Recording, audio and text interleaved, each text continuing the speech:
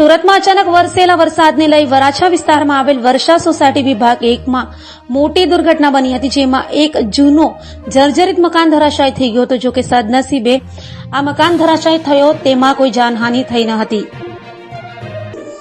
સુરતમાં હવામાન વિભાગની આગાહીને લઈ સોમવારે બપોર બાદ વાતાવરણમાં પલટો આવ્યા પછી વરસાદ વરસ્યો હતો, જેમાં વરાછા વિસ્તારમાં એક જૂનો જર્જરિત મકાન ધરાશાયી થયો હતો। વરાછા વિસ્તારમાં આવેલ વર્ષા સોસાયટી વિભાગ 1 માં એક મકાન ધરાશાયી થયો હતો। મકાન માલિકને જર્જરિત મકાનની અવારનવાર રજૂઆત કરાઈ હોવા છતાં કોઈ કાર્યવાહી કરાઈ ન હોય, જે કમોસમી વરસાદમાં ધરાશાયી થતા આખા વિસ્તારમાં ડરનો માહોલ જોવા મળ્યો હતો। જો કે મકાન ધરાશાયી થતા કોઈ જાનહાનિ થઈ ન હોય, હાશકારો અનુભવાયો હતો। હું આ વિસ્તારનો પૂર્વ કોર્પોરેટર છું અને આ સોસાયટીનો પણ પ્રમુખ છું। મારું નામ છે ભરતભાઈ મોનાભાઈ વગાસિયા। ભરતભાઈ, મકાન પડ્યું છે, અવારનવાર રજૂઆત કરી છતાં પણ કોઈ કાર્યવાહી નથી।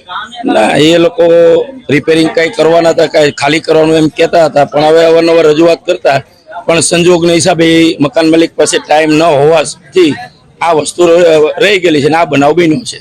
આ રીતની ઘટના કેટલી ગંભીર કહેવાય? ઘટના તો ગંભીર છે અને કોઈ પહેલી વસ્તુ તો એ છે કોઈને જાનહાનિ નથી થઈ। પહેલી વસ્તુ એ છે। આમાં કોની બેદરકારી કહી શકાય? બેદરકારી તો મકાન માલિકની કહી શકાય, બાકી કોની કહેવાય?